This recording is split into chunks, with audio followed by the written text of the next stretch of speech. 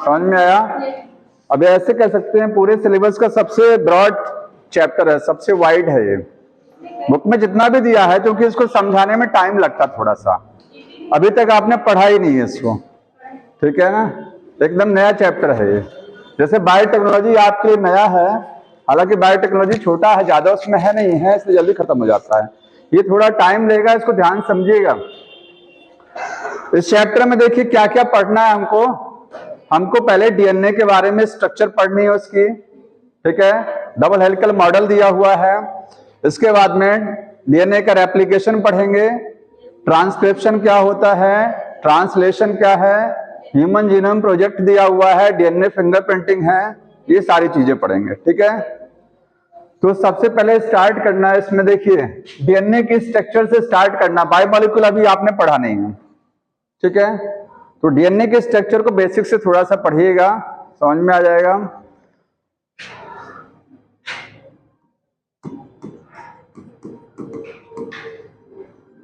अगर कहा जाए जेनेटिक मटेरियल क्या है, जो एक जनरेशन से दूसरी जनरेशन में पास आउट होता है, ठीक है? जेनेटिक मटेरियल क्या क्या हो सकता है? जेनेटिक मटेरियल डीएनए और आरएनए, ठीक है? तो जेनेटिक मटेरियल में क्या है? डीएनए है और आरएनए है। डीएनए ही जनरली अगर कहा जाए जेनेटिक मटेरियल मोस्टली कौन सा होता है, तो मोस्टली कौन सा है? डीएनए है। आरएनए केवल आपको कुछ वायरसेस में मिलेगा, सभी में नहीं है, ठीक है? तो मोस्टली ये मोस्ट कॉमन है, और आरएनए है only in certain viruses.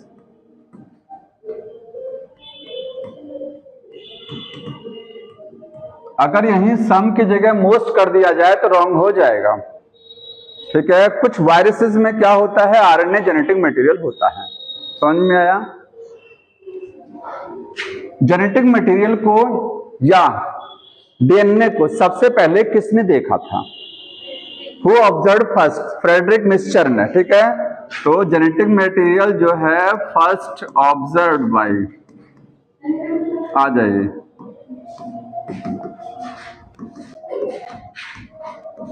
Frederick Miescher first observe the genetic material, और उन्होंने इसके लिए एक नाम दिया था न्यूक्लिन। जेनेटिक मटेरियल को बोलते हैं न्यूक्लिक एसिड। क्या बोला जाता है? Nucleic acid. तो उन्होंने इसको न्यूक्लिक एसिड ना बोल करके क्या बोला था सबसे पहले? न्यूक्लिन। तो फ्रेडरिक मिस्चर ने कॉल्ड इसको क्या बोला? जेनेटिक मटेरियल को न्यूक्लिन, ठीक है? यह टर्म न्यूक्लिन किसने दिया? एफ मिस्चर ने। और न्यूक्लिक एसिड किसने बोला? अल्टमान, एक साइंटिस्ट थे अल्टमान, ठीक है? तो आगे लिखेंगे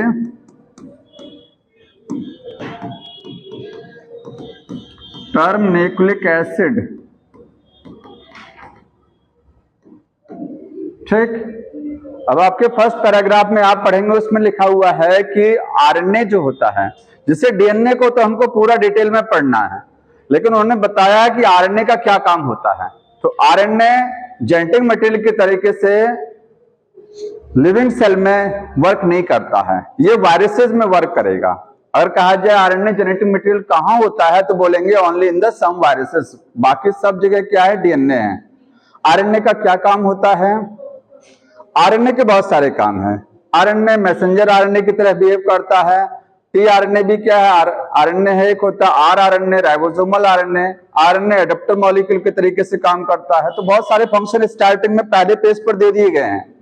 जब आप आरएनए का डिटेल पढ़ेंगे वहां सारे फंक्शन बताए जाएंगे, कितने टाइप के आरएनए होते हैं, सबका काम क्या क्या होता है, ठीक है? तो मैं उस लाइन को वहां छोड़ दे रहा हूं। आगे देखिए, अब स्टार्ट करना है हमको नेक्स्ट पेज पर, देखिएगा उसमें डीएनए के बारे में स्ट्रक्चर, डीएनए की जो स्ट्रक्चर होती है उसको डिटेल में समझना है। अगर कहा जाए डीएनए क्या है, तो it is the polynucleotide chain या पॉलीमर ऑफ द न्यूक्लियोटाइड। किसका पॉलीमर है? न्यूक्लियोटाइड का, ठीक है? न्यूक्लियोटाइड क्या होता है ये बताते हैं। तो ये है पॉलीमर,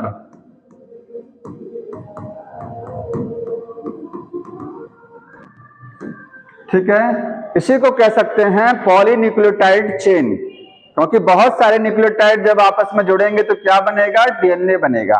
पॉलीमर भी कहेंगे और इसी को बोलेंगे पॉलीन्यूक्लियोटाइड। ठीक है, पॉलीन्यूक्लियोटाइड चेन, ये डीएनए। अब न्यूक्लियोटाइड जानते हैं क्या होता है। अगर कहा जाए डीएनए का बिल्डिंग ब्लॉक क्या है, या जेनेटिक मटेरियल का मोनोमर, क्योंकि मोनोमर और बिल्डिंग ब्लॉक्स एक ही चीज होती हैं। डीएनए किससे बनता है, न्यूक्लियोटाइड से। तो डीएनए का यूनिट क्या हुआ, न्यूक्लियोटाइड। उसी यूनिट को क्या कहते हैं, मोनोमर या बिल्डिंग ब्लॉक्स। जैसे इस कमरे का बिल्डिंग ब्लॉक्स क्या है, ब्रिक्स है, वही मोनोमर भी है। हमारी बॉडी का सेल है बिल्डिंग ब्लॉक। ठीक है, तो आप लिख सकते हैं इसका मोनोमर।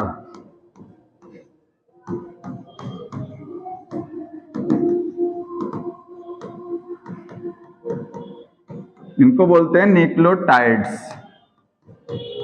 अब एक न्यूक्लियोटाइड में आप समझेंगे न्यूक्लियोटाइड की स्ट्रक्चर क्या होती है, डीएनए जिससे बनता है उसकी स्ट्रक्चर कैसी होती है। ठीक है,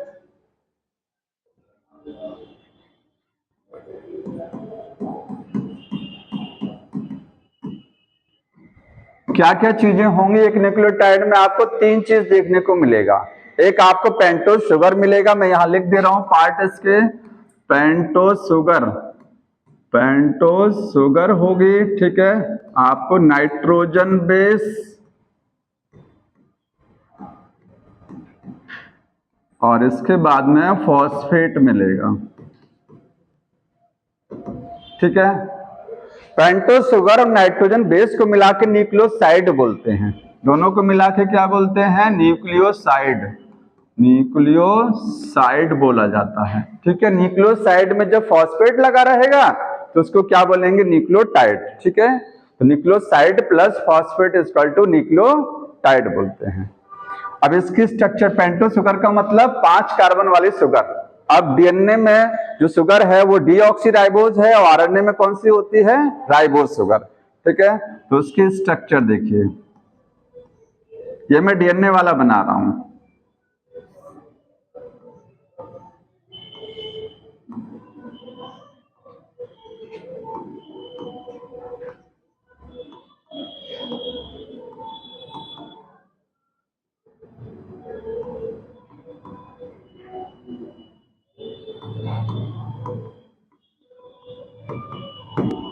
ये 5 कार्बन हो गए इसमें, देखिए 1 2 3 4 5th कार्बन ये है। ठीक है, यहां पर OH रहेगा, यहां OH नहीं रहेगा क्योंकि ये डीएनए का न्यूक्लियोटाइड है। ठीक है, डीऑक्सीराइबोज शुगर का डायग्राम है, और आरएनए में कौन सी होती है, राइबोज शुगर। यहां पर आपको एक OH नजर आएगा। ठीक, ये स्ट्रक्चर है, ये पेंटोज शुगर हो गया। अब इसमें क्या जोड़ना है हमको, हमको एक साइड में नाइट्रोजन बेस जोड़ना है और एक साइड में क्या जोड़ना है, फॉस्फेट जोड़ना है। ठीक है, तो नाइट्रोजन बेस जब जोड़ेंगे तो उसमें से देखिए,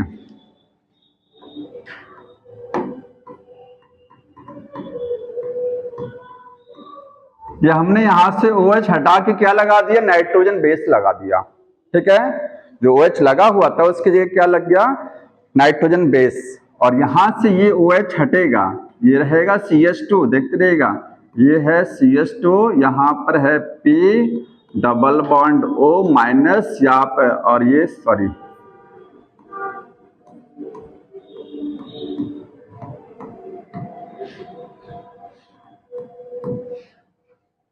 अब ये समझना ये बनता कैसे है। ये स्ट्रक्चर मॉलिक्यूलर स्ट्रक्चर है किसका, एक न्यूक्लियोटाइड का। किसका न्यूक्लियोटाइड है, ये डीएनए का। ये बना कैसे है, देखिए इसको समझना है। यहां पर ये जो बॉन्ड देख रहे हैं नाइट्रोजन बेस और ये शुगर, ये क्या हो गया, शुगर। इन दोनों के बीच का जो बॉन्ड है, इस बॉन्ड को क्या बोलते हैं, N glycosidic linkage, N glycosidic bond या लिंकेज। ठीक है, फास्फोडाइस्टर बॉन्ड, देखिए एक यहां पर ये फास्फोएस्टर बॉन्ड है, ये वाला बॉन्ड देख रहे हैं, ये बीच में O है, किनारे एक बॉन्ड एक इधर, ये फास्फोएस्टर बॉन्ड है, फॉस्फेट के साथ में जुड़ा हुआ है। ये बॉन्ड जो है वो फास्फोएस्टर है।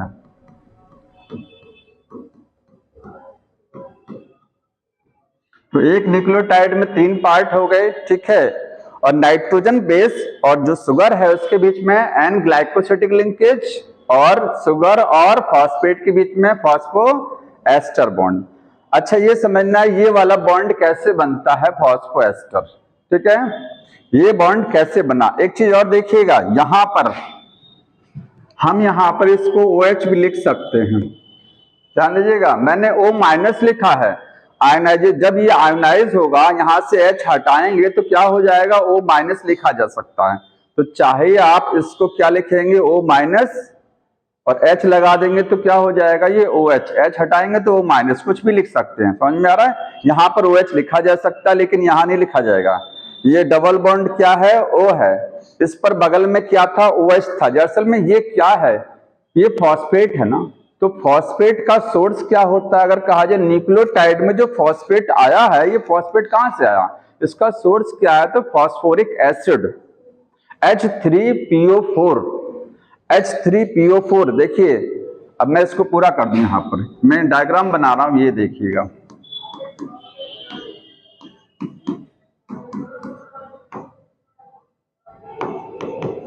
ये किस चीज का डायग्राम है, H3PO4, समझ में आ रहा है। 3 हाइड्रोजन फॉस्फेट और 4 ऑक्सीजन, H3PO4।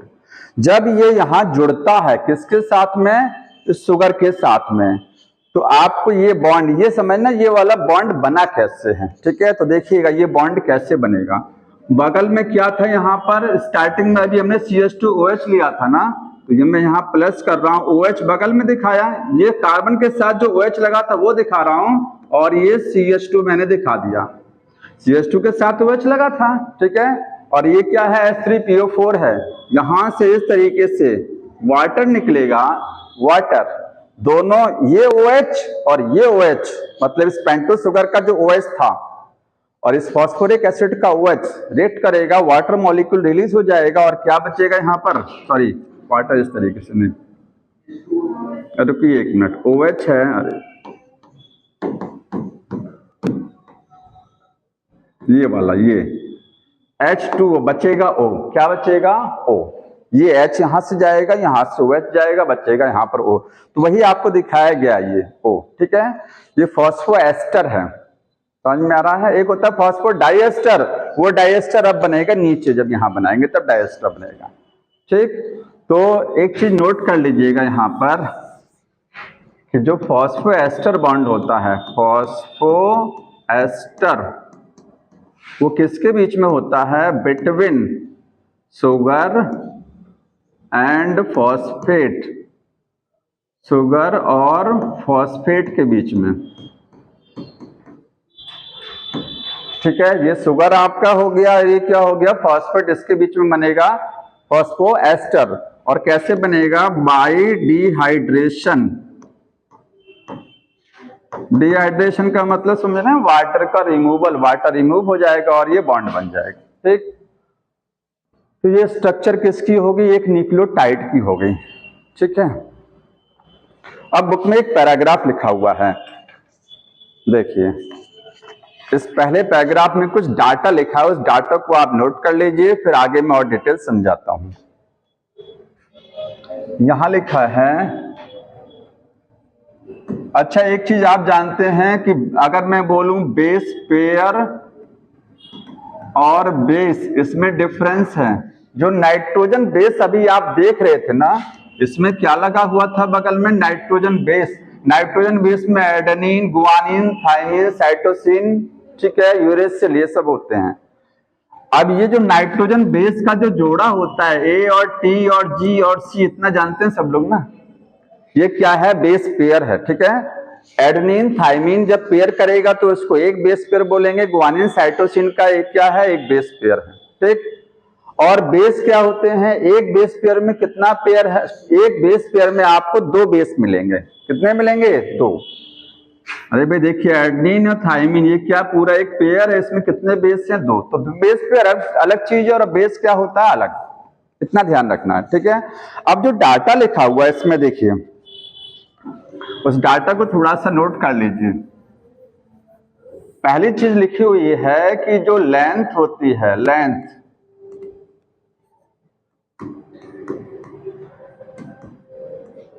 डीएनए की जो लंबाई है वो किससे डिसाइड होती है? वो डिसाइड होती है कितना न्यूक्लियोटाइड लगा हुआ है।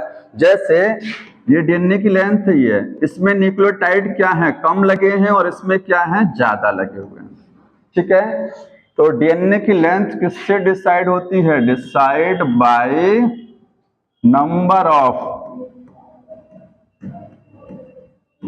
न्यूक्लियोटाइड्स। और ये जो नंबर होता है ये सभी में अलग अलग होता है, ध्यान रखिएगा।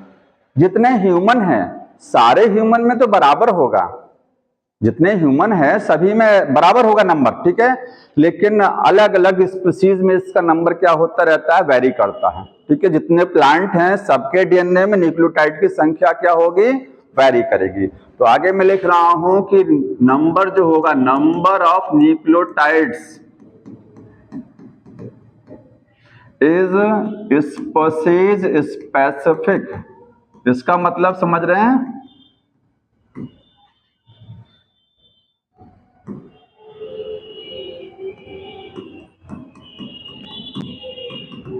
एक पर्टिकुलर स्पीशीज में एक पर्टिकुलर नंबर होता है, हर स्पीशीज में इसका नंबर क्या करता है? वेरी करता है।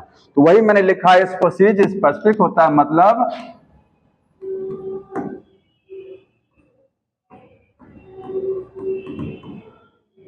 Particular number in a species. एक स्पीशीज में आपको पर्टिकुलर नंबर देखने को मिलेगा। अब कुछ डाटा लिखा देखिए, जैसे एक वायरस है 5X174 वायरस। एग्जाम्पल क्या लिखेंगे? 5X174 क्या है? ये वायरस है, ठीक है। इस वायरस में जो न्यूक्लियोटाइड का नंबर बताया हुआ है वो कितना है? 5386, ठीक है। तो 5386 ये क्या है? बेस है। यहां उसने बेस लिखा है, बेस, और बाकी जितना डाटा लिखा है उसमें बेस पेयर लिखा है।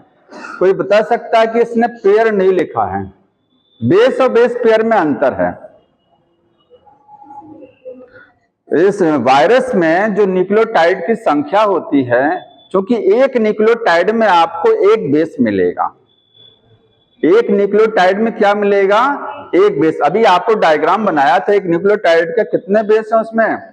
एक सिंगल बेस होता है, ठीक है। तो आप अगर कहेंगे कि जो डीएनए है, कोई पर्टिकुलर डीएनए है, उसमें हम कह रहे हैं कि इतने क्या है? न्यूक्लियोटाइड हैं, तो उतने ही क्या होंगे?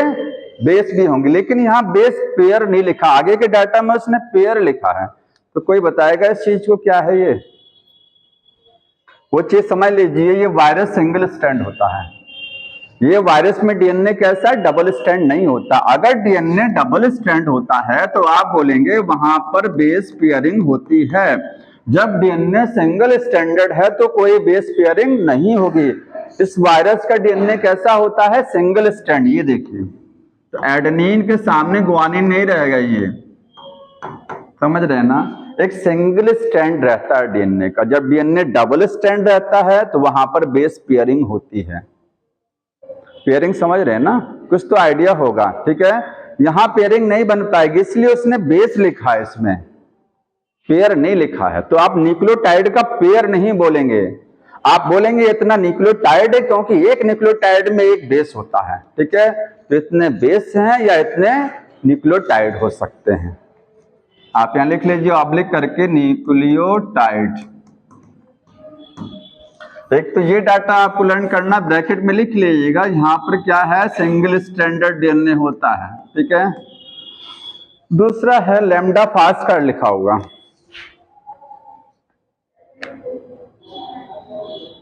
कहां गया? 48,502, ठीक है। लिखा है लैम्डा फाज। लैम्डा फाज क्या है? एक वायरस है, ठीक है।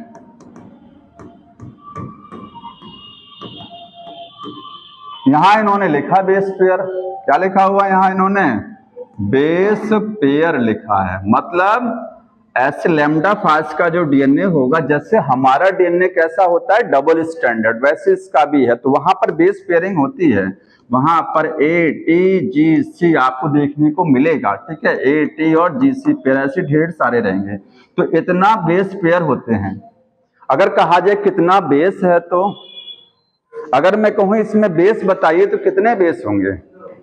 हाँ, 2 से मल्टीप्लाई करेंगे ना, क्योंकि एक बेस पेयर में 2 बेस होते हैं ना। ये डाटा बेस पेयर का लिखा हुआ है, वो बेस का लिखा, क्योंकि वहां पेयरिंग तो होती नहीं है।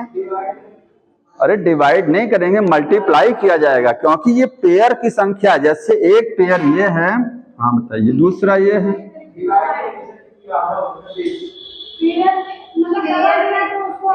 अरे सुनिए मेरी बात, मैं कह रहा हूं बेस पूछ रहा हूं आपसे, कैसे डिवाइड कर देंगे बताइए? कैसे डिवाइड करेंगे बताइए? अरे बेस पेयर समझ लीजिए, रुक जाइए, ऐसे समझिए। अच्छा मेरी बात सुनिए, 1 2 3 3 पेयर हैं, ATGC AT। कितना पेयर बनाया? 3। तो 3 पेयर हैं, तो कितने बेस हैं टोटल? 6 है ना। 2 से मल्टीप्लाई किया जाएगा भाई। एक बेस पेयर में 2 बेस होते हैं, ठीक है। 48,500 तो पेयर बोल रहा हूं, तो 2 से आप मल्टीप्लाई डिवाइड नहीं करेंगे। समझ में आ रहा है कि नहीं आ रहा है? आप समझ में आया होगा ना, ठीक। तो ये lambda fast double standard DNA ध्यान रखना है। और देखिए अगला कौन सा दिया हुआ है इसमें?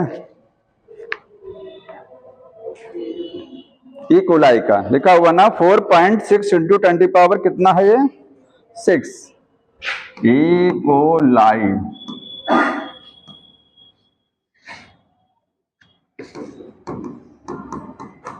कितना बेस पेयर है, क्योंकि ई कोलाई का DNA कैसा रहेगा? डबल स्टैंडर्ड, ठीक है। अभी सब double standard.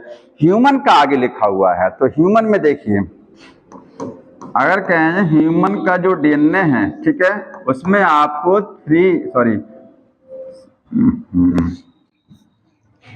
6.6 into 10⁹ base pair. रुक जाइए मेरी बात, वो हैप्लॉइड लिखा है, समझ लीजिए। ये डिप्लॉइड है, वो हैप्लॉइड है, मैं यही समझाने जा रहा हूं, ठीक है।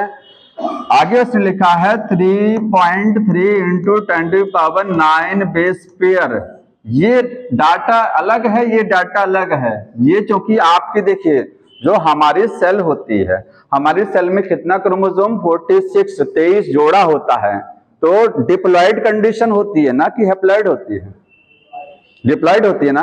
तो ये डिप्लॉइड का लिखा है, मतलब 46 क्रोमोसोम का डाटा है। किसका है ये? 46 का डाटा। 23 इधर 23 इधर, सबका डाटा मिला करके सब में इतना बेस पेयर रहेगा।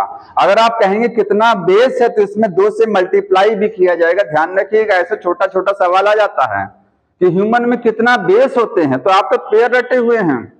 आपने क्या रटा है? पेयर। तो इसमें 2 से मल्टीप्लाई किया जाएगा, ध्यान रखिएगा, ठीक। ये टोटल डिप्लॉयड का है 46 क्रोमोसोम का। लेकिन अगर कहें ह्यूमन का जो हैप्लॉइड कंटेंट, हैप्लॉइड समझते हैं ना, जो इसने एक वर्ड लिखा हुआ है, क्या वर्ड लिखा है? हाँ, हैप्लॉइड कंटेंट जीनोम, सॉरी। अगर कहा जाए ह्यूमन के जीनोम में कितना बेस पेयर होता है, तो जीनोम जानते हैं क्या है? हैप्लॉइड कंटेंट, जो स्पर्म में 23 क्रोमोसोम, ओवा में 23। हैप्लॉइड कंटेंट का मतलब आधा आधा। 23 क्रोमोसोम का अगर आप डाटा लेते हैं ना, तो उसको बोलते हैं हैप्लॉइड DNA है, वो हैप्लॉइड कंडीशन, ठीक है। इसी को जीनोम भी बोला जाता है। समझ में आया? तो ये 23 क्रोमोसोम का ये है। जब भाई 46 का लेंगे तो इसमें 2 से मल्टीप्लाई हो जाएगा, तो 6.6 आ जाएगा। समझ रहे हैं ना? ये केवल आपको 23 इधर वाला बता रहा, 3.3 डबल करेंगे तो 6.6 आएगा ये। तो ये ह्यूमन के हैप्लॉइड कंटेंट का है। लिखेंगे ह्यूमन के क्या है? हैप्लॉइड।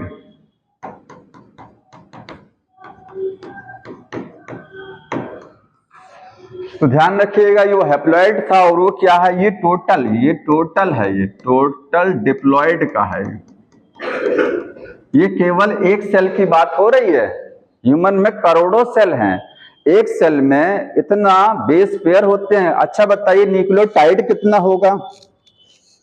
न्यूक्लियोटाइड कितने होंगे ह्यूमन के डिप्लॉइड DNA कंटेंट में? कितने न्यूक्लियोटाइड? हाँ, डिप्लॉइड कंडीशन में या ह्यूमन में एक सेल में कितने न्यूक्लियोटाइड? तो जितना बेस पेयर है ना, उसमें 2 से मल्टीप्लाई करेंगे तो आपको न्यूक्लियोटाइड की संख्या आएगी। समझ रहे हैं कि नहीं समझ रहे हैं? फिर से देख लीजिए, बताइए। अभी कंफ्यूजन लग रहा है। अगर बेस दिया है उसको बेस पेयर बनाना है, 2 से डिवाइड करेंगे। बेस पेयर दिया है उसको बेस बनाना 2 से मल्टीप्लाई किया जाएगा। आप समझ रहे हैं ना? या नहीं आया अभी भी? मैं फिर से बता दूं, नहीं आया हो तो देख लीजिए। ये देखिए, आपके पास A डबल बॉन्ड T है, G ट्रिपल बॉन्ड C है, A T है, ठीक है, A T और G ट्रिपल बॉन्ड C। कितना बेस पेयर दिख रहा है आपको? 1 2 3 4 5 बेस पेयर है, ठीक है। तो 5 बेस पेयर है। कितना बेस है टोटल? अगर बेस पेयर से आप बेस निकालेंगे तो 2 से मल्टीप्लाई किया जाएगा, क्योंकि एक पेयर में 2 होता ना। तो उसमें सोचने वाली बात क्या है? कंफ्यूजन लग रहा है बीवी क्या? एक पेयर में 2 हैं, ठीक है, तो टोटल क्या हो जाएगा? 10। और आपको अगर टोटल बेस दिया है, आपको पेयर पूछा गया है, तो 10 क्या है टोटल बेस है, पेयर निकालना, 2 से डिवाइड करिए तो आपका पेयर आ जाएगा 5 पेयर। समझ में आ रहा है? इसमें कोई समस्या नहीं है।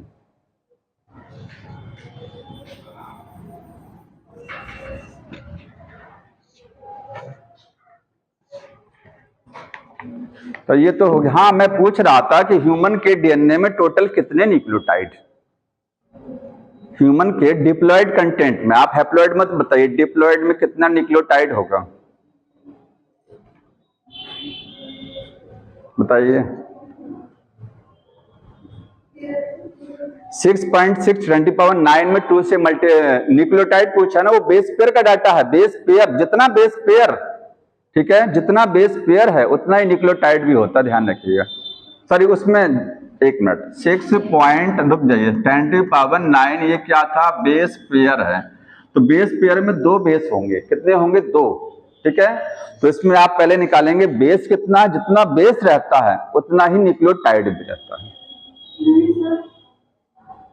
हाँ, हमको बताइए कैसे नहीं बताइए, समझ में आ रहा नहीं आ रहा है?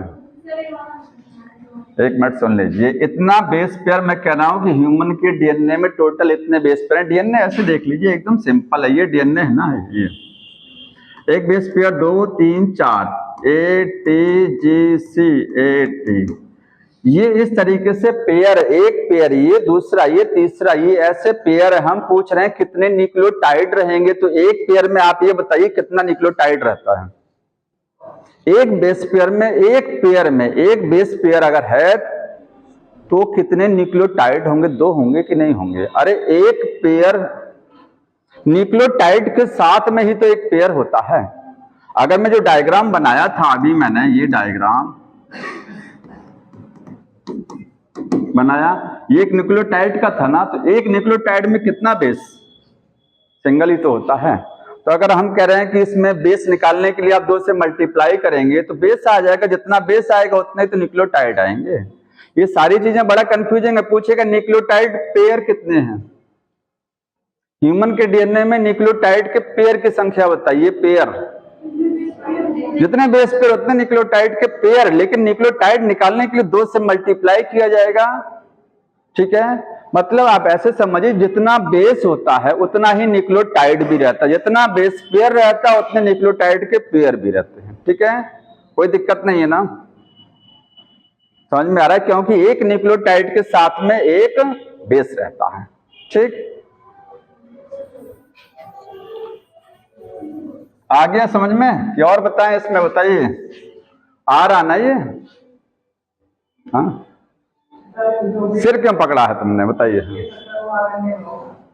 अरे बेस आरएनए में होगा, नाइट्रोजन बेस डीएनए में भी होता है, आरएनए में भी होता है, दोनों जगह होता है। लेकिन आरएनए में बेस पेयरिंग नहीं होती है कुछ जगहों पर। जैसे आरएनए, जब आप बोलेंगे टी आरएनए का डायग्राम बनता है, तो टी आरएनए पे कुछ जगहों पर बेस पेयरिंग हो जाती है, क्योंकि वो folded diagram. RNA single strand है, आरएनए जब फोल्ड हो जाएगा तब बेस पेयरिंग होगी, अदरवाइज पेयरिंग नहीं होती। आरएनए सिंगल स्ट्रैंड होता है, ठीक है। और डीएनए क्या है? Double strand. कुछ जगहों पर डीएनए सिंगल स्ट्रैंड होता है। कहां?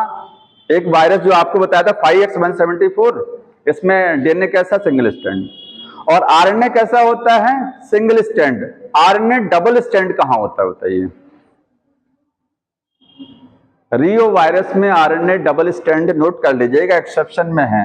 आप देखिएगा कि डीएनए सिंगल स्ट्रैंड डीएनए कहां मिलेगा आपको? 5x174 वायरस में डीएनए क्या मिलेगा? सिंगल स्ट्रैंड, क्योंकि एक्सेप्शन में डीएनए हमेशा क्या होता है? डबल स्ट्रैंड, यहां पर सिंगल स्ट्रैंड।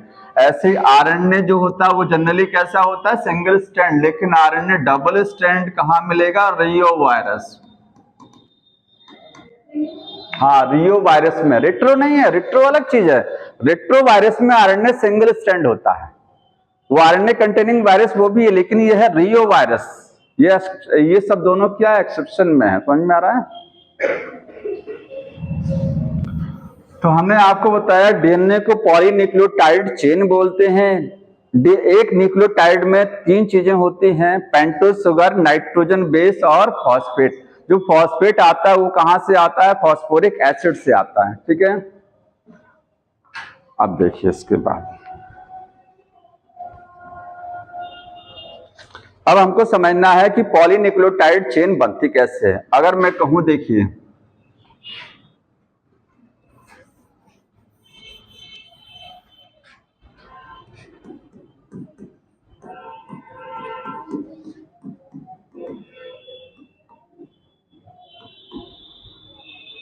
उसके भी पहले एक चीज जान लीजिए, नाइट्रोजन बेस की आप टाइप जान लीजिए थोड़ा सा। pyridine और pyrimidine होता है, ठीक है। पेंटो शुगर तो कोई वो नहीं है, मैं पेंटो शुगर भी बता दे रहा हूं। पेंटो जो शुगर है वो आपको 2 टाइप की हो सकती है, राइबोस, हाँ, और डीऑक्सी राइबोस। राइबोस और डीऑक्सी राइबोस में डिफरेंस कहां होता है? डिफरेंस केवल आपको जो 2 नंबर का जो कार्बन है उस पर डिफरेंस आता है। अगर राइबोस की स्ट्रक्चर बनाएंगे तो कुछ इस तरीके से आएगी, ये देखिए,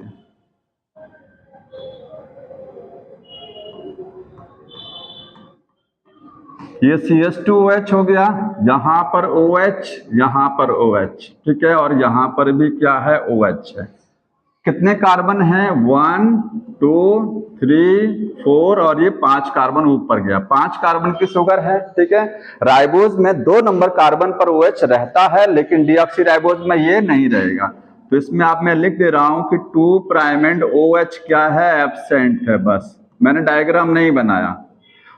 2' एंड समझते ना, 2 नंबर जो कार्बन है उसी को बोलते हैं 2' एंड। तो 2' एंड पर जो OH है वो नहीं रहेगा डीएनए में। ये डीऑक्सी राइबोस हो गया, वो क्या हो गया? राइबोस। ऐसे ही आप नाइट्रोजन बेस समझते हैं।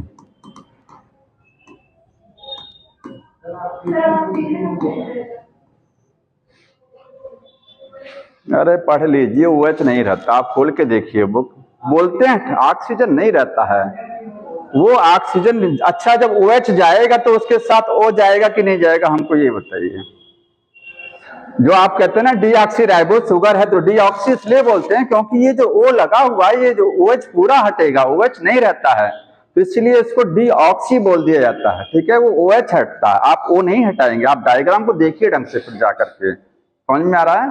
पूरा OH गायब रहता है 2' एंड पर, ठीक। आप इसकी स्ट्रक्चर देखिएगा डीऑक्सी राइबोस की, आपको 2' एंड पर OH नहीं मिलेगा, OH नहीं रहता, समझ में? बोलते तो डीऑक्सी राइबोस है क्योंकि OH जब हटेगा तो ऑक्सीजन भी तो जाएगा, इसलिए बोल देते हैं डीऑक्सी राइबोस, ठीक। नाइट्रोजन बेस जो होते हैं वो कितने टाइप के हैं? 2 टाइप के हैं।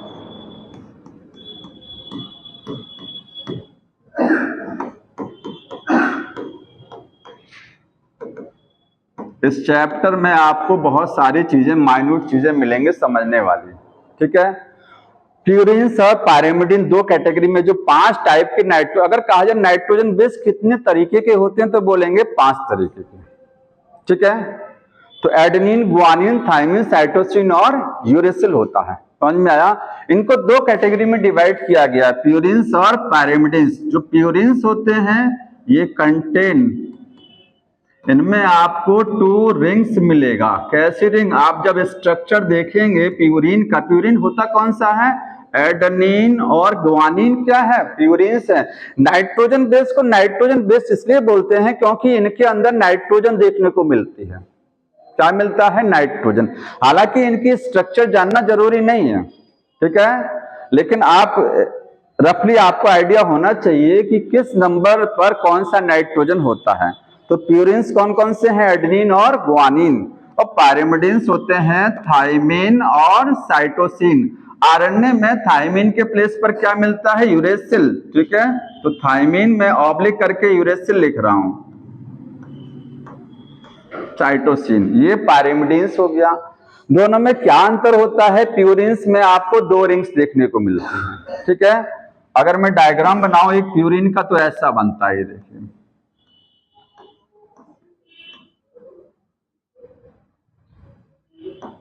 आपने बेंजीन की रिंग पढ़ी है, 6 कार्बन की रिंग होती है, ठीक है। इसमें आपको 9 कार्बन नहीं बोलेंगे इसमें, क्योंकि कहीं कहीं पर कार्बन रहता है और कहीं कहीं पर नाइट्रोजन रहती है, ठीक है। जैसे इसमें बनाए तो देखिए, यहां से स्टार्ट करते हैं, नंबर 1, ये देखिए 1 2 3 4 5 6 7 8 9। कितने मेंबर हैं इस रिंग में, 9 सदस्य, 9 मेंबर हैं। कहीं कहीं पर आपको कार्बन नजर आएगा और कहीं पर नाइट्रोजन। 4 जगहों पर इस पर नाइट्रोजन नजर आता है। 4 जगहों पर रिंग में क्या रहता है, नाइट्रोजन। कहां रहता है, 1 3 7 9। देखिए ये नाइट्रोजन है, यहां पर नाइट्रोजन लगा रहेगा, ठीक है। 1 हो गया, यहां नाइट्रोजन है। 3 7 कहां गया, यहां नाइट्रोजन है, और 9 पर क्या है, नाइट्रोजन है। मैं सर्किल कर दे रहा हूं। 4 जगहों पर रहता है नाइट्रोजन, बाकी जितनी जगह है नंबरिंग वो क्या है, कार्बन है, ठीक है। इसीलिए इस रिंग को बोलते हैं हेट्रोसाइक्लिक रिंग। हेट्रोसाइक्लिक जानते हैं क्या होती है, जिस रिंग में सारे मेंबर एक जैसे नहीं होते हैं उसको बोलते हैं हेट्रोसाइक्लिक। बेंजीन में सारे कॉर्नर पर कार्बन लगा होता है। क्या लगा होता है, कार्बन। वो हेट्रोसाइक्लिक नहीं है, उसमें सारे मेंबर एक जैसे हैं। लेकिन इस रिंग में क्या है, जो मेंबर है बीच बीच में, ये 9 मेंबर हैं, और यहाँ पर क्या है, कहीं नाइट्रोजन है, कहीं क्या है, कार्बन है, फिर नाइट्रोजन, फिर कहीं कार्बन है। तो हेट्रोसाइक्लिक, ऐसे हेट्रोसाइक्लिक ये हैं। तो दोनों क्या है, हेट्रोसाइक्लिक। नोट कर लीजिएगा, 2 रिंग होती हैं और कैसी होती हैं, वो हेट्रोसाइक्लिक होती हैं, ठीक है। कार्बन भी रहेगा और नाइट्रोजन भी। और ये 9 मेंबर्ड रिंग है। कितने मेंबर हैं, 9 मेंबर्ड।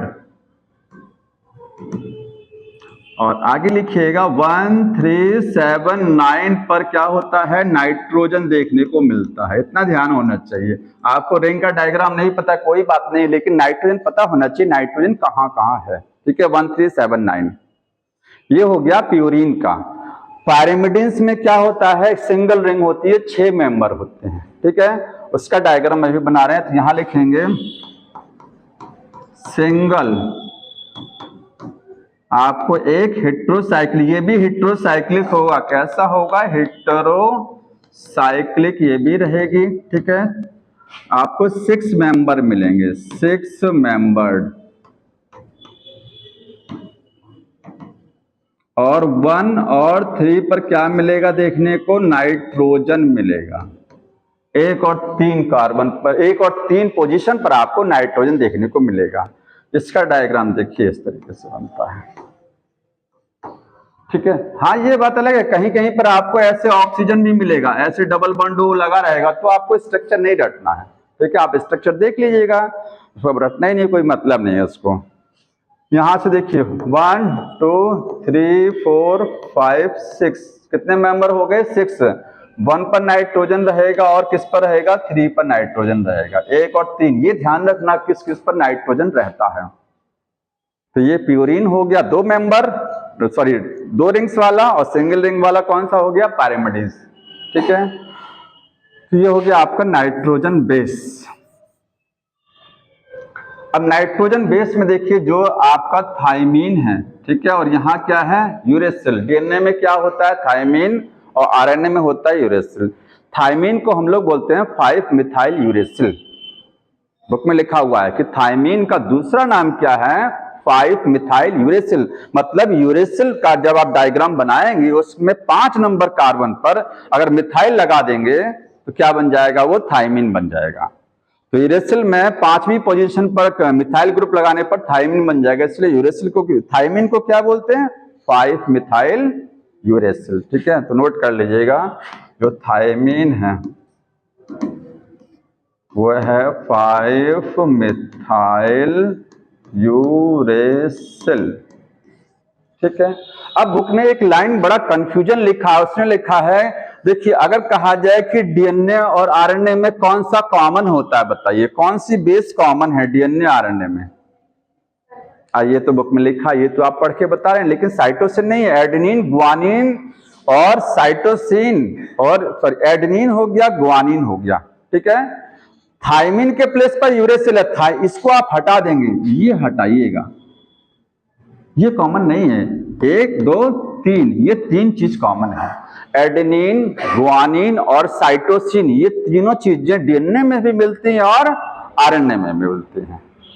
बुक ने लिखा है कि cytosine is common in DNA and RNA, ऐसा नहीं है, साइटोसिन तो है लेकिन साथ में एडेनिन और गुआनिन भी होता कॉमन। अंतर कहां आता है, अंतर आता है थायमीन और यूरेसिल। डीएनए में थायमीन मिलेगा आपको, आरएनए में उसके प्लेस पर यूरेसिल मिलेगा, बाकी कोई डिफरेंस नहीं है। समझ में आ रहा है, तो इस चीज को नोट कर लीजिएगा, वहां कंफ्यूजन ना हो। एडेनिन, गुआनिन और साइटोसिन आर कॉमन।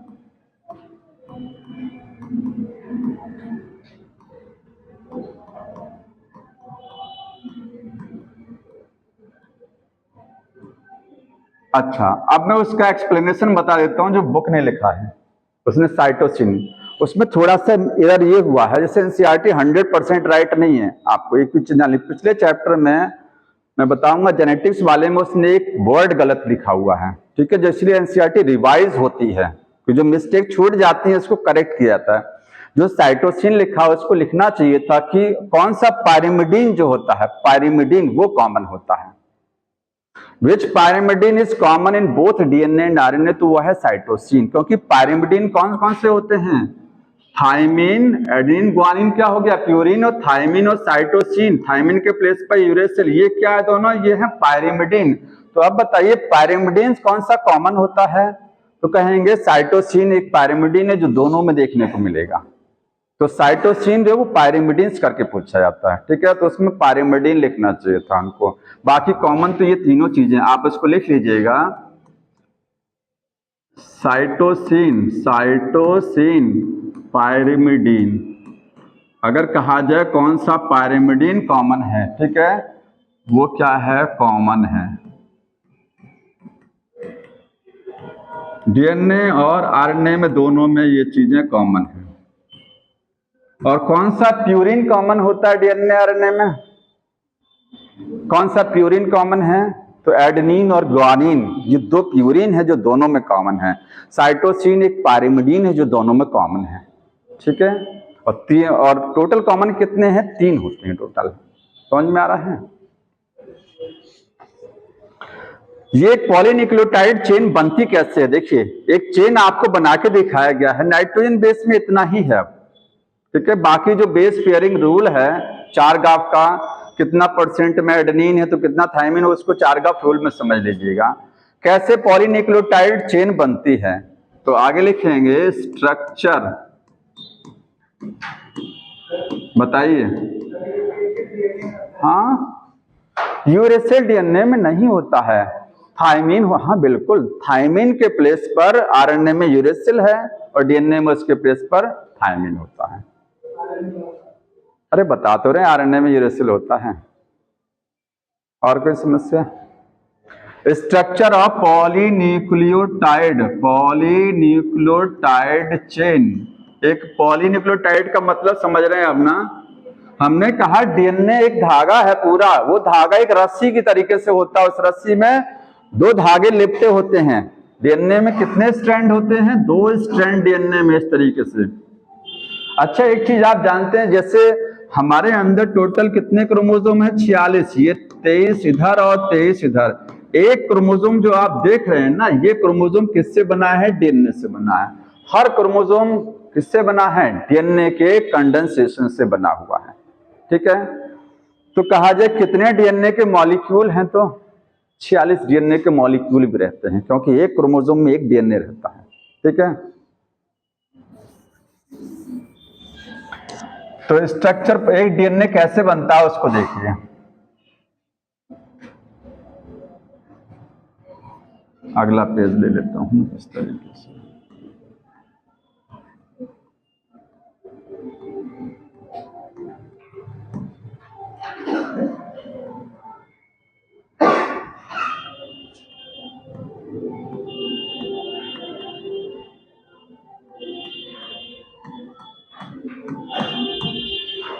ये एक डायग्राम बना हुआ है किसका?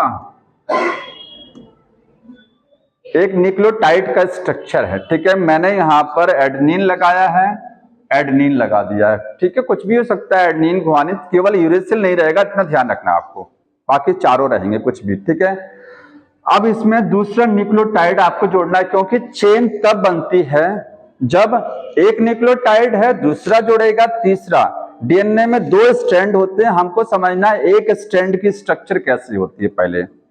जैसे ही देखिए, एक ही डीएनए है, एक न्यूक्लियोटाइड, दूसरा है, तीसरा है, चौथा, समझ रहे हैं ना? ऐसे दूसरा स्ट्रैंड रहेगा, वहां पर भी एक न्यूक्लियोटाइड, दूसरा, तीसरा, चौथा। ऐसे कितने न्यूक्लियोटाइड्स रहेंगे? 6.6 × 10⁹ नहीं रहेंगे, उसका डबल रहेंगे, उसका डबल। वो डिप्लॉयड कंटेंट की अगर आप बात करेंगे ना, तो 6.6 × 10⁹ उसका डबल हो जाएगा, क्योंकि एक स्ट्रैंड में, वो बेस पेयर की बात हो रही थी, इतना ध्यान रखिएगा। मैं न्यूक्लियोटाइड कह रहा हूं, एक डीएनए में इसमें कितने न्यूक्लियोटाइड लगे हैं? 4। इस वाले स्ट्रैंड में कितने लगे हैं? 4। ठीक है, डीएनए कैसा होता है? Double strand.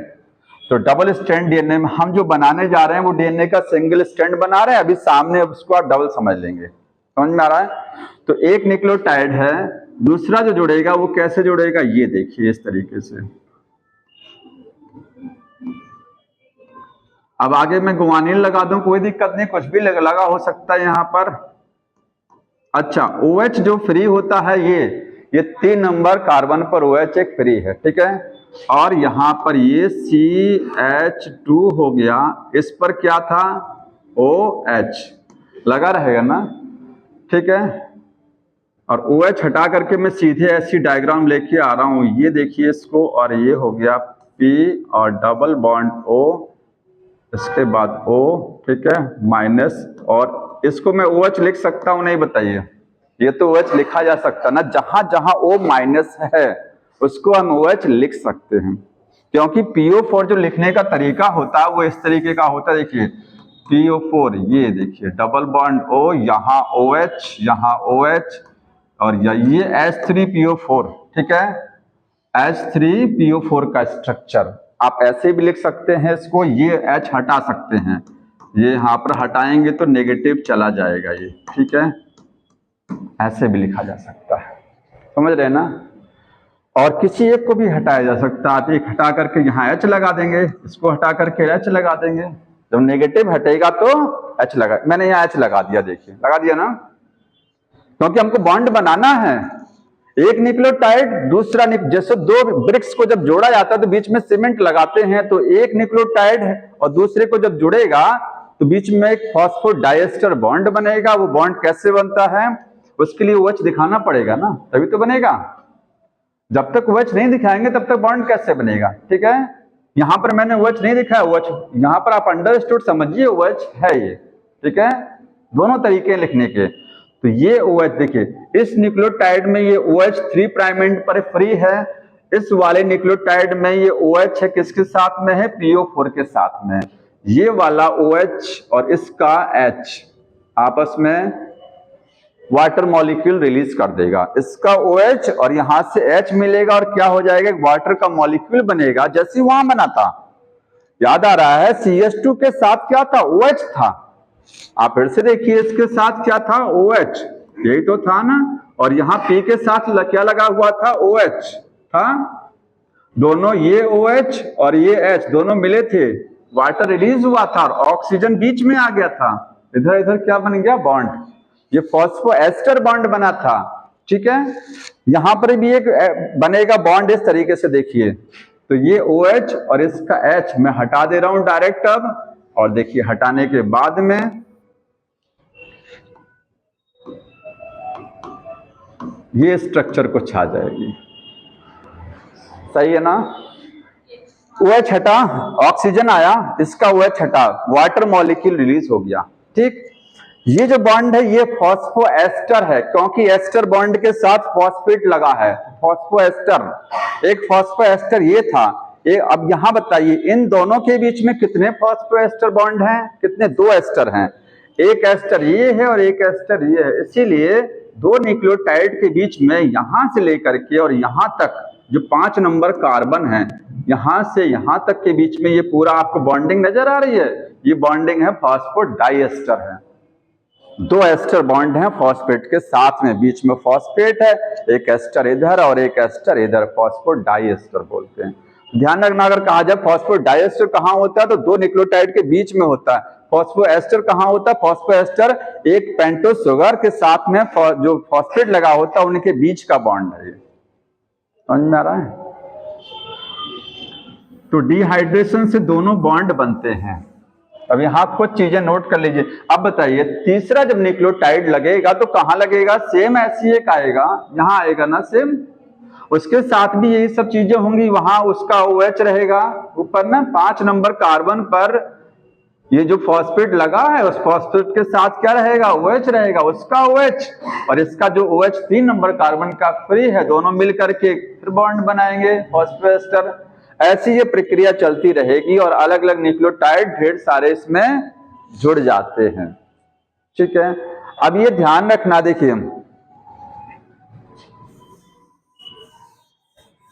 ये हो गया, तो एक चेन ऐसे बनती है, एक चेन कैसे बनती है, न्यूक्लियोटाइड के जुड़ने से। अब आप एक चीज यहां कुछ सवाल इसमें देखिए, ध्यान दीजिएगा, न्यूक्लियोटाइड की जो चेन है, न्यूक्लियोटाइड चेन, एक सिंगल न्यूक्लियोटाइड चेन कैसे बनती है, फॉर्म बाय न्यूक्लियोटाइड से बनती है, और 2 न्यूक्लियोटाइड के बीच में जो बॉन्ड होता है वो कौन सा होता है, फॉस्फोडाइएस्टर। तो यहां मैं लिख रहा हूं फॉस्फोडाइएस्टर।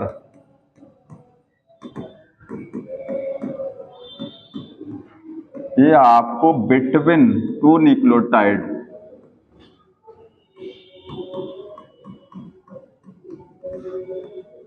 दो न्यूक्लियोटाइड्स के बीच का बॉन्ड फॉस्फोडाइएस्टर। अब एक चीज बताइए हमको, अगर 10 न्यूक्लियोटाइड लगे हैं तो कितने फॉस्फोडाइएस्टर बॉन्ड होंगे, 5 नहीं होंगे। 10 न्यूक्लियोटाइड में जोड़ रहा हूं, ये देखिए, एक न्यूक्लियोटाइड, दूसरा न्यूक्लियोटाइड, तीसरा है, चौथा है, पांचवा, 6 जोड़ा मैंने, कोई बात नहीं है। 6 के बीच में कितना फॉस्फोडाइएस्टर बॉन्ड रहेगा, एक कम कर देंगे, गिन लीजिए 6 न्यूक्लियोटाइड, अरे 8 जुड़ा, 1 2 3 4 5 6 न्यूक्लियोटाइड जुड़ा है ना। ये दूसरा वाला स्टैंड मत लेके आई, अभी उसका भी सवाल आएगा दूसरा। मैं एक स्टैंड, डीएनए में 2 स्टैंड बंधे होते हैं, आप एक स्टैंड की मैं बात कर रहा हूं अभी, कि एक स्टैंड में अगर मैं 6 लगा रहा हूं तो कितने फॉस्फोडाइएस्टर होंगे, नहीं, सेम नहीं रहता है, एक कम रहता है। देखिए 2 के बीच में एक बनता है ना, 2 न्यूक्लियोटाइड के बीच में एक बॉन्ड बनेगा तो 1 2 3 4 5 ही तो बना। 6 न्यूक्लियोटाइड हैं तो 5 बॉन्ड रहते हैं, क्योंकि 2 के बीच में एक बॉन्ड रहता है। आप उसको आधा नहीं करेंगे कि 6 है तो 2 से डिवाइड कर देंगे, ऐसा नहीं होता है। तो मैं डायग्राम से मैं आपको दिखा रहा हूं, देखिए डायग्राम से आपको दिख रहा है ना कि एक कम रहेगा, तो यहां पर मैं लिख दे रहा हूं, आ रहा नहीं है, बता भी नहीं रहे, number of phosphodiester bond, phosphodiester bond in single strand of DNA. अगर डीएनए का सिंगल स्ट्रैंड की बात हो रही है तो उसमें क्या लिखेंगे, नंबर ऑफ न्यूक्लियोटाइड -1, ठीक है। और अगर क्वेश्चन में नंबर ऑफ बेस दे देता है तो कोई बात नहीं, क्योंकि एक न्यूक्लियोटाइड के साथ एक बेस रहता है। चाहे 5 बेस हैं डीएनए के स्ट्रैंड में, कितने फॉस्फोडाइस्टर लगे हैं, तो भाई जितने बेस हैं उतने तो न्यूक्लियोटाइड भी तो रहते हैं, क्योंकि एक न्यूक्लियोटाइड के साथ एक ही बेस तो रहता है, ठीक है। तो ध्यान, ये देखिए एक मैंने डायग्राम ये इस चेन में बताइए, ये देखिए 1 2 3 4 5 6 7 है अब ना, 7 न्यूक्लियोटाइड जोड़े हैं, 2 के बीच में जो बॉन्ड आपको ये बॉन्ड है, ये वाला ये बॉन्ड बता रहा है। बताइए काउंट करिए कितना दिख रहा है इसमें आपको, 6 ही तो दिख रहा है ना। 7 न्यूक्लियोटाइड है तो बॉन्ड कितने बनते हैं, 6 बनेंगे। कंफ्यूजन लग रहा है मैथ, बायोलॉजी वालों को समस्या ये तो थोड़ी सी मैथ कमजोर हो जाती है। अब सही आ रहा है ना, नहीं 8 नहीं है, 1 कम रहता है, ठीक, समझ में आ रहा है। अच्छा अब हमको बताइएगा डबल स्टैंड पर आ जाइए। अब डबल स्टैंड देखिए, ये है एक न्यूक्लियोटाइड के में 20 डीएनए के डबल स्टैंड में 20 न्यूक्लियोटाइड हैं। कितने न्यूक्लियोटाइड हैं, 20। डबल स्टैंड की बात हो रही है अब, डबल स्टैंड, या ऐसे कह सकते हैं 10 न्यूक्लियोटाइड के पेयर। आप ध्यान रखिएगा, वो पेयर कहे तो आप डबल करेंगे न्यूक्लियोटाइड में, ठीक है। 10 न्यूक्लियोटाइड का पेयर है या 20 न्यूक्लियोटाइड है, बात एक ही होती है, डबल स्टैंड में बोल रहा हूं। अब बताइए कितने फॉस्फोडाइस्टर बॉन्ड, 20 न्यूक्लियोटाइड टोटल हैं डबल स्टैंड में, तो 2 से माइनस करेंगे, क्योंकि वो जब दोनों स्टैंड की बात रहेगी ना तो 2 माइनस किया जाएगा, क्योंकि एक स्टैंड में 1 माइनस करते हैं तो दूसरा स्टैंड भी तो है, तो 1 और माइनस किया जाएगा, 2 18 हो जाएगा ना, तो सही है, ठीक है, क्योंकि दूसरा वाला स्टैंड में भी तो 1 माइनस करेंगे ना आप। तो ध्यान रखना आपको सिंगल स्टैंड है कि वो डबल स्टैंड है, ठीक है, समझ में आ रहा है। जहां डबल स्टैंड रहेगा ना वहां वो पेयर बोलेगा, क्वेश्चन में क्या लिखा रहेगा, पेयर। तो पेयर से आप समझ जाएंगे वो डबल स्टैंड की बात हो रही है, सिंगल स्टैंड नहीं है। तो इस तरीके से फॉस्फोडाइस्टर बॉन्ड निकाले जाते हैं। आप देखिए एक चीज और समझिए, इसके बाद क्या है, ये जो डायग्राम आप देख रहे हैं इसको, ये वाला देख रहे हैं ना, अगर मैं कहूं कि डीएनए की जो एक डीएनए में 2 चेन होती हैं, डीएनए का बैकबोन किससे बनता है, हमारी बैकबोन क्या है, वर्टिबल कॉलम, वर्टिब्री से बनी है ना। डीएनए की जो बैकबोन होती है उसमें क्या होता है, शुगर, देखिए यहां मैं लिख दे रहा हूं फिर समझाता हूं, बैकबोन,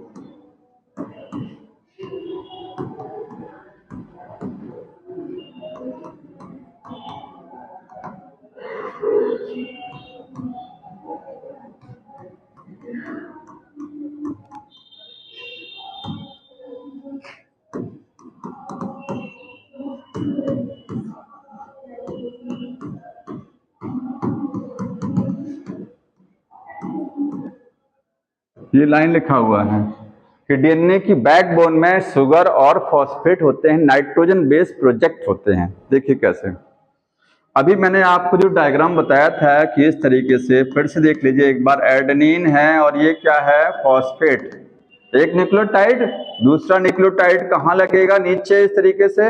इसका जो फॉस्फेट रहेगा, फॉस्फेट वो इसके साथ क्या करेगा, बॉन्ड बना लेगा। कौन सा बॉन्ड बनेगा, फॉस्फोडाइस्टर, फिर एक न्यूक्लियोटाइड आएगा, इस तरीके से ये एक चेन रेडी हो जाएगी, ठीक है। ऐसे ही सामने रहेगा इसके।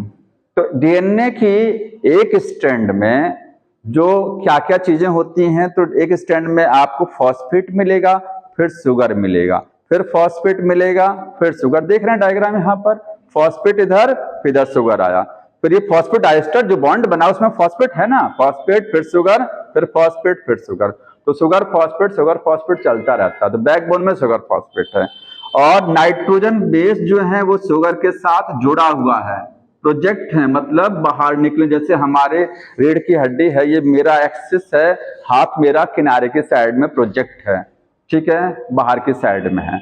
ऐसे ही शुगर से नाइट्रोजन बेस अटैच रहते हैं और बाहर की साइड में, मतलब वो किनारे की साइड में रहते हैं। मेन एक्सिस पर आपको नाइट्रोजन बेस नहीं नजर आएगा, बैकबोन में नाइट्रोजन बेस नहीं होते हैं। ठीक है, तो इसको ऐसे नोट कर लीजिएगा, ये शुगर हो गया, फिर फॉस्फेट हो गया, फिर शुगर, फिर फॉस्फेट, फिर शुगर, फिर फॉस्फेट।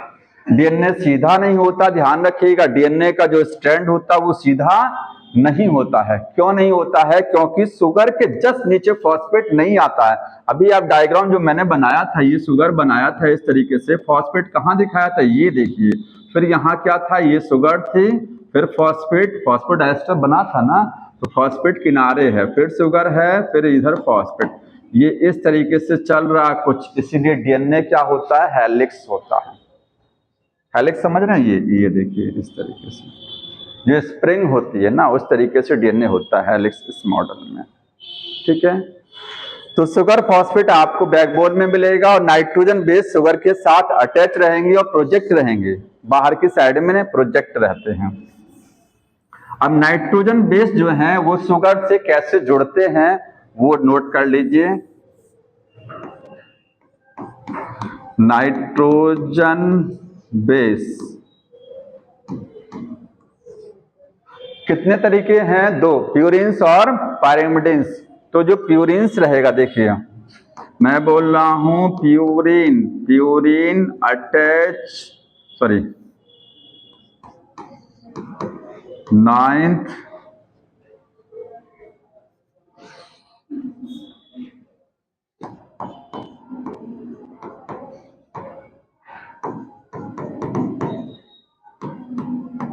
जो 9 नंबर वाला नाइट्रोजन रहता है, क्योंकि 1, 3, 7, 9 ये 4 जगहों पर नाइट्रोजन होता है प्यूरिन्स में। प्यूरिन डबल मेंबर 2 रिंग्स वाली होती हैं।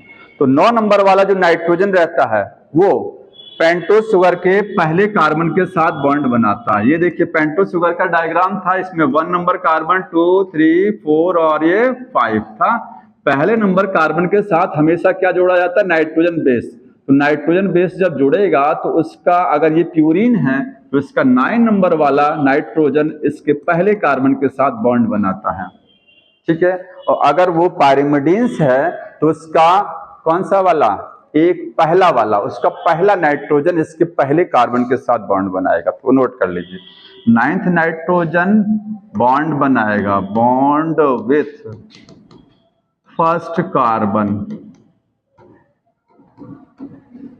ऑफ शुगर, और यहां पर फर्स्ट नाइट्रोजन बॉन्ड करेगा विथ फर्स्ट कार्बन। ठीक है, पहले कार्बन शुगर के साथ में।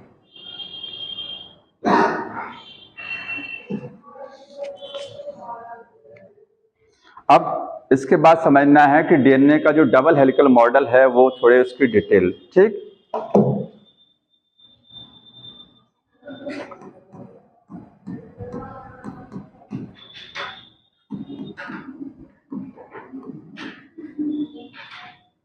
देखिए डीएनए का डबल हेलिकल मॉडल किसने दिया था? वाटसन एंड क्रिक ने। और डीएनए को की स्ट्रक्चर को अगर कहा जाए कि जो डीएनए की मतलब स्ट्रक्चर जो थी किसने देखी थी, तो फ्रैंकलिन और विलिकिंस, दो साइंटिस्ट हैं, उन्होंने डीएनए को मतलब उसकी एक्सरे क्रिस्टलोग्राफी टेक्निक से उसकी स्ट्रक्चर को देखा था। ठीक है, पहले नोट कर लीजिए मॉडल किसने दिया था, तो बाय वाटसन एंड क्रिक। किस सन में था? 1952। हाँ, कितना लिखा देखिए। हाँ, अरे 52 है, 51 है, चेक कर लीजिए। 53 है ना, देख लीजिएगा एक बार। 3 है ना? ठीक, 3, कोई बात नहीं, 1953। ठीक है, वाटसन क्रिक ने मॉडल दिया था। ये मॉडल उन्होंने दिया था, ये किस पर आधारित था? उन्होंने डीएनए को नहीं देखा था। ठीक है, तो 2 चीजों पर उनका मॉडल आधारित था। तो लिखेंगे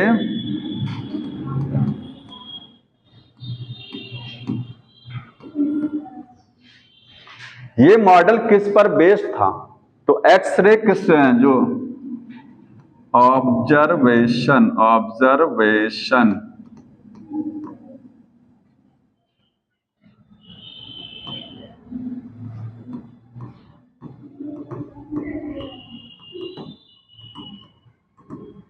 देखिए फ्रैंकलिन और विल्किंस दो साइंटिस्ट थे, इन्होंने एक्सरे क्रिस्टलोग्राफी टेक्निक से डीएनए की स्ट्रक्चर को ऑब्जर्व किया था सबसे पहले। ठीक, तो ये मॉडल जो किस पर आधारित था, पहला था based on the observation of Wilkins and Franklin, x ray crystallography technique, x ray crystallography technique से डीएनए की स्ट्रक्चर को देखा था। दूसरा आप बोलेंगे number 2 Chargaff rule, base pairing rule.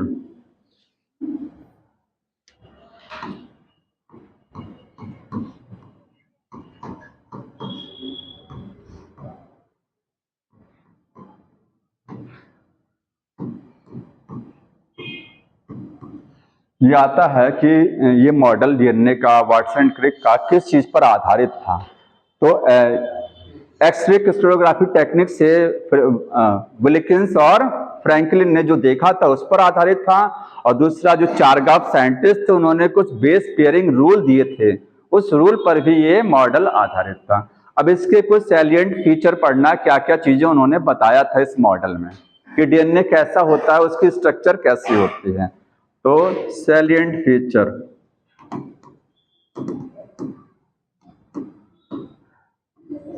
देखिए एक एक करके समझ लीजिए। जो पहला लिखा हुआ आपका,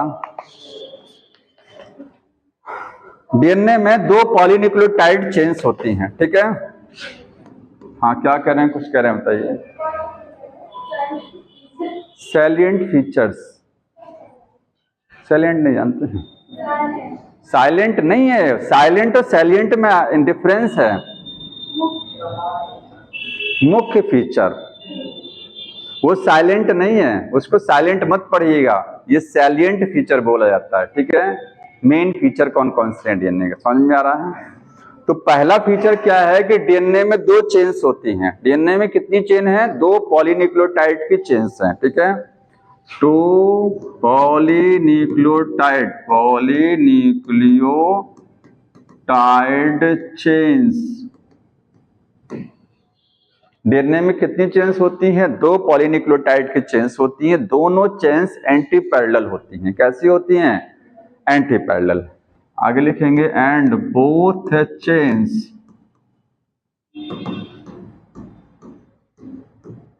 अब यहीं से थोड़ा सा पहले इसको समझना है, एंटी पैरेलल, तब आगे बढ़िएगा। देखिए एंटी पैरेलल कैसे होता है डीएनए का दोनों चेन। एंटी पैरेलल का मतलब समझते हैं,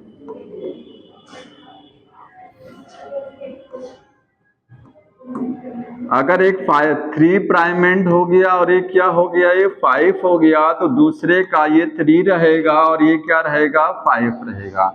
मतलब डीएनए की दोनों चेन पैरेलल तो होती हैं, बट क्या है, वो अपोजिट डायरेक्शन में होती है, एंटी पैरेलल। एक का 5 प्राइम एंड, दूसरे का सामने क्या रहेगा, 3 प्राइम एंड। जानते हैं 5 प्राइम एंड क्या होता है, ये हाँ 5 प्राइम एंड का मतलब क्या, अगर मैं कह रहा हूं डीएनए की एक सिंगल चेन में, एक सिंगल स्ट्रैंड में एक किनारा 5 प्राइम एंड और एक किनारा 3 प्राइम एंड, तो इस 5 प्राइम एंड का मतलब क्या है, उस पर फॉस्फेट फ्री है 5 नंबर कार्बन पर, क्योंकि यहां पर जो न्यूक्लियोटाइड लगा होगा, उस न्यूक्लियोटाइड के जो आप स्ट्रक्चर बनाएंगे तो इस तरीके से बनेगा। देखिए ये कार्बन कौन सा होता है, 5 नंबर, और फॉस्फेट कहां लगा होता है, इसी 5 नंबर कार्बन पर ही तो लगा होता है। मतलब यहां जो न्यूक्लियोटाइड रहेगा उसमें 5 नंबर जो कार्बन रहेगा उस पर फॉस्फेट का मॉलिक्यूल फ्री रहेगा, उसके ऊपर कुछ नहीं जुड़ा रहेगा, वो फ्री रहेगा, ठीक है। हमेशा नया न्यूक्लियोटाइड कहां जुड़ता है, नीचे की डायरेक्शन में जाके। अगर इसमें जोड़ना हो नया न्यूक्लियोटाइड तो आप ऊपर नहीं जोड़ेंगे, नीचे जोड़ना पड़ेगा। 3 नंबर कार्बन पर जो OH चाहिए, देखिए ये जो OH फ्री रहता है ये किस नंबर कार्बन पर रहेगा, 3 नंबर कार्बन पर, पेंटोज शुगर के। तो नया न्यूक्लियोटाइड यहां जुड़ेगा हमेशा, ठीक है। मतलब 3 to 5, कभी 5 to 3 नहीं होता है। ये 3 प्राइम एंड है और यहां से 5 की डायरेक्शन में, अरे एक ही डायरेक्शन में बनता ही है डीएनए, ठीक है। यहां पर देखिए ये 5, ये हो गया एक न्यूक्लियोटाइड, इसका 5 प्राइम समझ में आया, आप नोट कर लीजिए 5 प्राइम एंड का मतलब क्या है?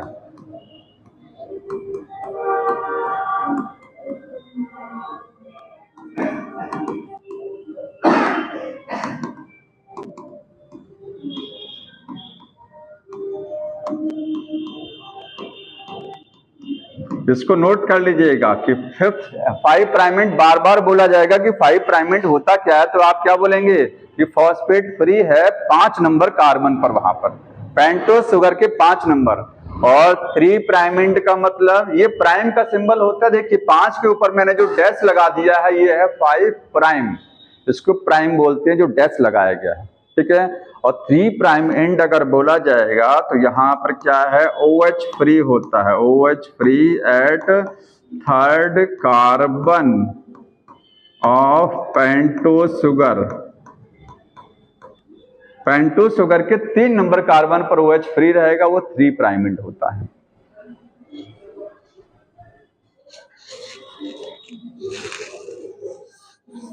हो गया, ये बढ़ जाए आगे। अब देखिए दोनों स्ट्रैंड एंटी पैरेलल क्यों होते हैं? एक न्यूक्लियोटाइड है, दूसरा जुड़ेगा इस तरीके से, दूसरा 3 जो इसका जो 3 नंबर कार्बन होगा उस पर जो OH फ्री रहेगा उस पर इसका इस न्यूक्लियोटाइड का 5 नंबर कार्बन पर जो फॉस्फेट फ्री है, दोनों मिलके क्या बनाएंगे, बॉन्ड, ठीक है। ये बॉन्ड बनाएंगे, ये बनाएंगे। सबसे जो अंतिम रहेगा, सबसे जो लास्ट वाला न्यूक्लियोटाइड रहेगा उस पर क्या रहेगा, एक OH फ्री रहेगा, क्योंकि उसके बाद कोई न्यूक्लियोटाइड नहीं जुड़ा है, ठीक है। तो सबसे लास्ट वाला जो न्यूक्लियोटाइड रहेगा उस पर एक OH आपको फ्री नजर आएगा। और सबसे पहले वाले पर क्या है, PO4 फॉस्फेट रहेगा, क्योंकि न्यूक्लियोटाइड हमेशा OH के साथ जुड़ता है, PO4 के साथ ऊपर नहीं जुड़ता, इसलिए पहले 5 नंबर कार्बन का मतलब यहाँ क्या है, PO4 फ्री है और यहाँ क्या है, OH फ्री है। समझ में आया ये चीज? आप देखिए दोनों चेन एंटी पैरेलल क्यों होती है, क्योंकि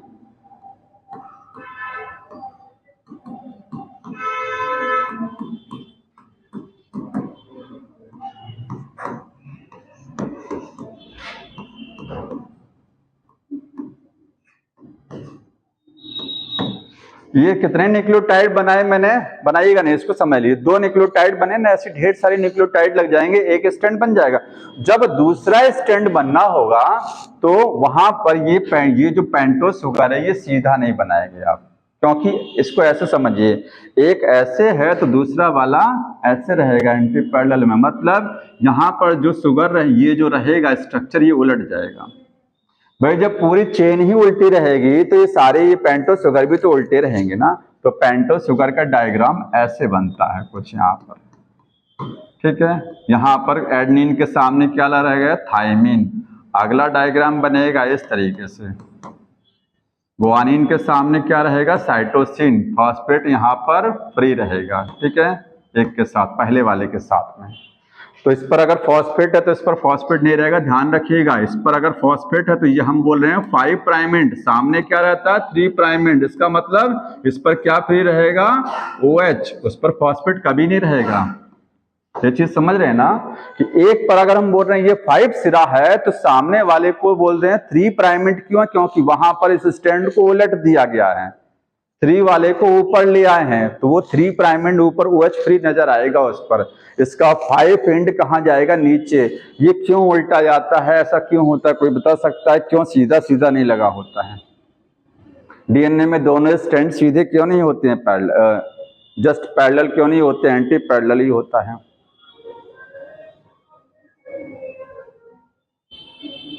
बताइए। नाइट्रोजन बेस ऐड होगा, लेकिन उसके बीच में हाइड्रोजन बॉन्ड नहीं बनेगा।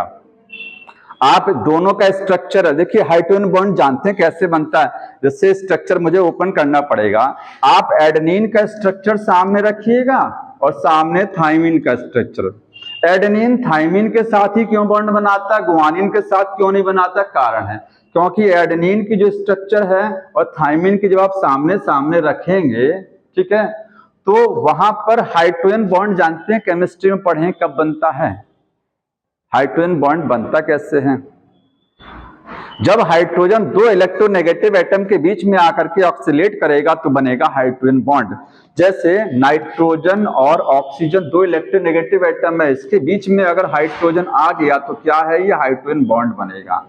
समझ में आ रहा है?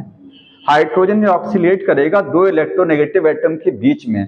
अब ये नाइट्रोजन कहां से आया और ये ऑक्सीजन कहां से आया? जब आप एडेनिन का स्ट्रक्चर रखेंगे और सामने थाइमिन का रखेंगे, ठीक है, अभी मैं इसको दिखा देता हूं, टाइम रहेगा अभी। तो एडेनिन में आपने कहा एडेनिन में नाइट्रोजन मिलेगा कि नहीं मिलेगा, ये बताइए। एडेनिन क्या है? प्यूरिन है, 9 मेंबर है ना, 4 जगहों पर नाइट्रोजन है स्ट्रक्चर में कि नहीं है, 1-2 जगह ऑक्सीजन भी देखने को मिलेगा। ऐसे थाइमिन में भी कहीं ऑक्सीजन कहीं नाइट्रोजन देखने को मिलेगा स्ट्रक्चर में, ठीक। तो एडेनिन में जो नाइट्रोजन आपको रहेगी और यहां पर क्या है, जो OH रहेगा, OH, ठीक है। जब हाइड्रोजन बॉन्ड तब बनेगा जब दो इलेक्ट्रॉन एडेनिन थाइमिन में जहां जहां ऑक्सीजन नाइट्रोजन सामने सामने रहेंगे उसके बीच में अगर हाइड्रोजन है तो हाइड्रोजन बॉन्ड बन जाएगा, ठीक है। अभी मैं इसका ऐसे आपको नहीं समझ में आएगा, ओरली में इसकी स्ट्रक्चर दिखाऊंगा हाइड्रोजन बॉन्ड कैसे, आप थोड़ा सा इतना जान लीजिए अभी।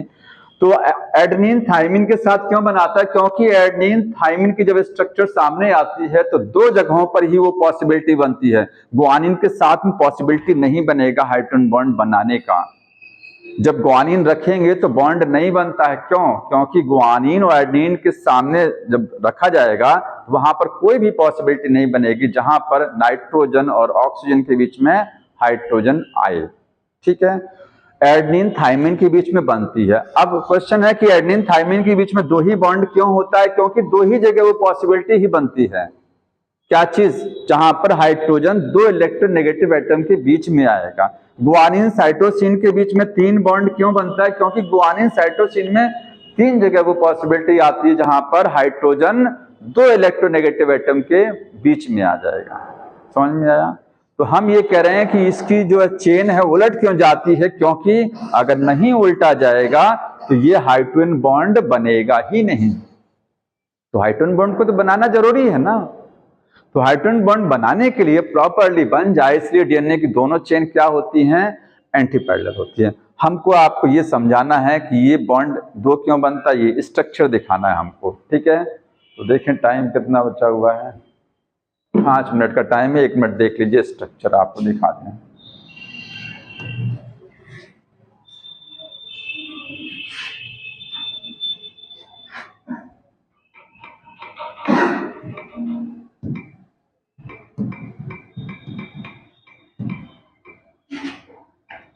यार बढ़ गया आगे ही।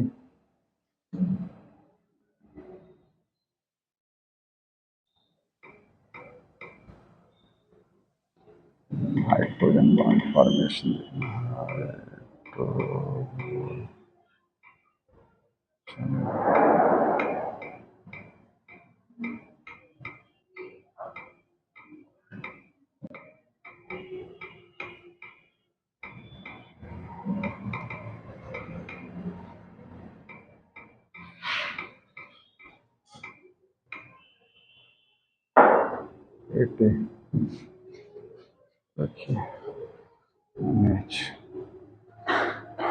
आ गया ये डायग्राम।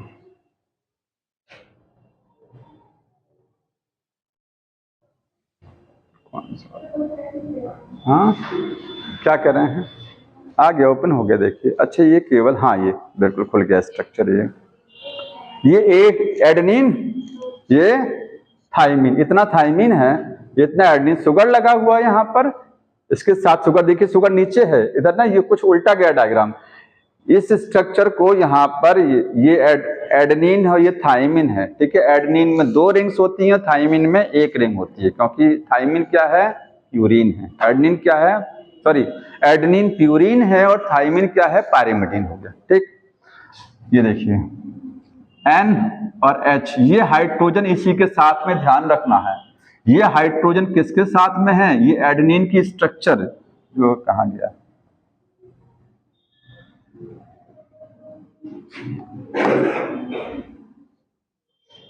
तो यार गायब हो जाता है पेन।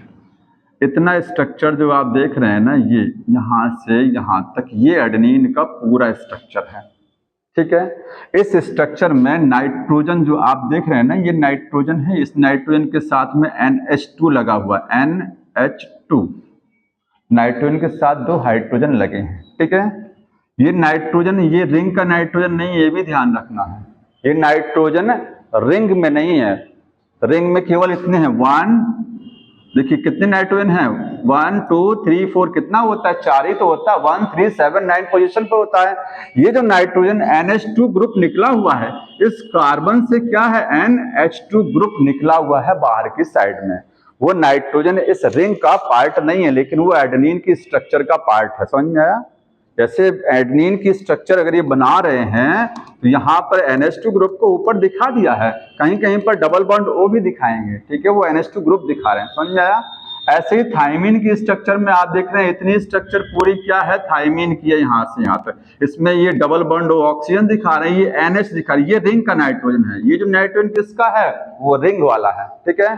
अब देखिए बॉन्ड कैसे बना, अगर एडेनिन और थाइमिन सामने सामने को उल्टा नहीं, एडेनिन सीधा है तो थाइमिन को उल्टा गया डायग्राम, ये उल्टा हुआ है, क्योंकि अगर ये अपोजिट नहीं करेंगे, इस डायग्राम को आप सीधा करेंगे तो ये बॉन्ड नहीं बनेगा। यहाँ देखिए हाइड्रोजन इस नाइट्रोजन और ऑक्सीजन के बीच में आया, ठीक है, क्योंकि ये डायग्राम अपोजिट किया गया है।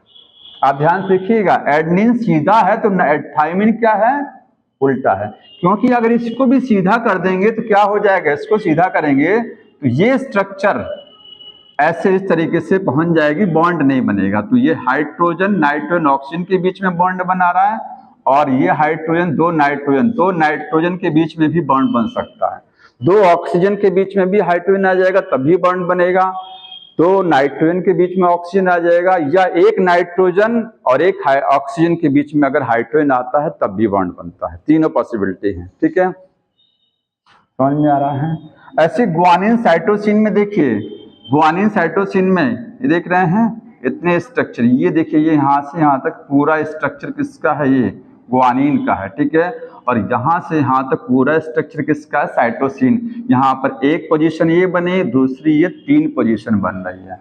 अगर आप सोचिए कि साइटोसिन का डायग्राम उठा के मैं यहाँ रख दूं और एडेनिन साइटोसिन के साथ पेयर क्यों नहीं करता है, ये एडेनिन इस साइटोसिन के साथ पेयर नहीं करता है, क्यों नहीं करता है, क्योंकि बॉन्ड ही नहीं बनेगा। आप इसको उठा के यहाँ लगाइए, इसको उठा करके यहाँ सेट करिए, आपको बॉन्ड नहीं बनेगा, कहीं कहीं वो पॉसिबिलिटी ही नहीं नजर आएगी बॉन्ड बनाने वाली, ठीक है। तो एडेनिन इसलिए थाइमिन के साथ ही बॉन्ड बनाता है, और 2 ही क्यों बनाता है, क्योंकि 2 ही जगह पॉसिबिलिटी है, इसमें आपको 3 जगह पॉसिबिलिटी नजर आ रही है। समझ में आ रहा है? इसलिए तो दोनों चेन को एंटी पैरेलल होने का रीजन यही है कि एंटी पैरेलल नहीं होगा तो ये पॉसिबिलिटी आपकी बनेगी नहीं, ठीक है, इस तरीके से बॉन्ड नहीं बनेगा जैसा बन रहा है। समझ में?